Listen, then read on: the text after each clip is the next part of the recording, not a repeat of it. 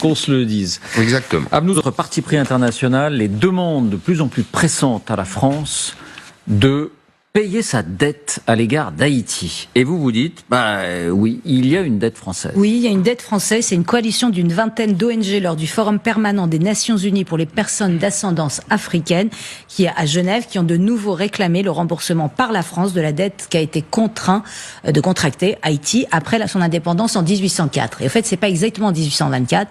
C'est en 1804, en 1825, Charles X, qui vient d'arriver sur le trône, se présente à Haïti et en gros leur dit soit c'est la guerre, soit vous payez.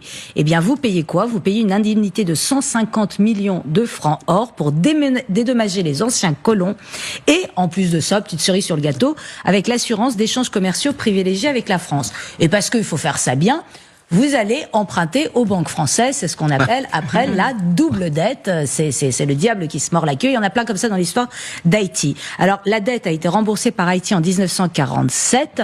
En 1947. Donc ils ont mis 120 ans. Exactement, à 21 milliards de dollars. Mais pour les partisans du remboursement, il y a eu 200 ans d'intérêt dont la France a bénéficié. Donc elle se montrait davantage à 150 voire 200 milliards.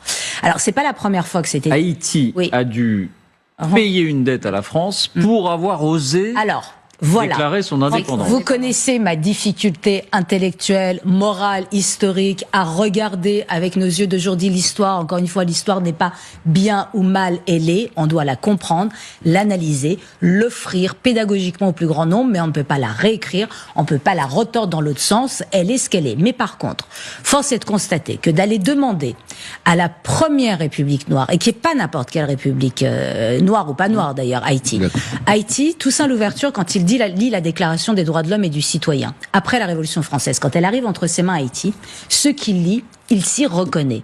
Il dit, mais ça parle de moi, ce texte. Je suis né libre, je mérite la liberté. Et en faisant la révolution à Haïti, Toussaint Louverture a universalisé la Déclaration des droits de l'homme et la Révolution française. L'aspect universel, ce qui fait que c'est applicable partout et c'est revendicable par tous, ça vient d'Haïti et Toussaint Louverture.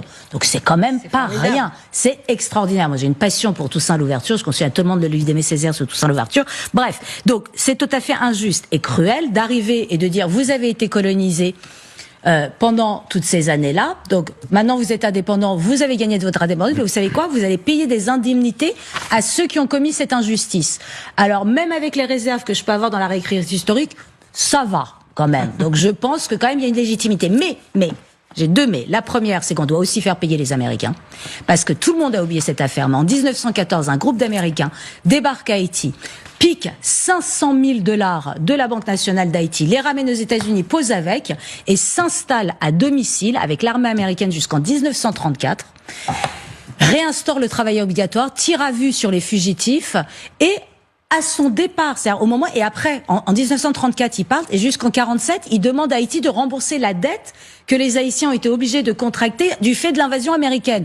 Donc eux aussi, ils doivent payer. Il y a une et la deuxième réserve? Et la deuxième réserve, c'est que le problème, c'est qu'Haïti, pour prendre que les 41 dernières années, c'est coup d'État, c'est corruption, c'est des insurrections, c'est des élections truquées, c'est impossible. Et je crains, c'est l'un des pays les plus pauvres du monde, et je crains que cette dette prenne une dimension magique. C'est-à-dire à partir du moment où la dette sera remboursée, tout va très bien aller. Eh bien non, il faut beaucoup plus, et Haïti mérite tellement.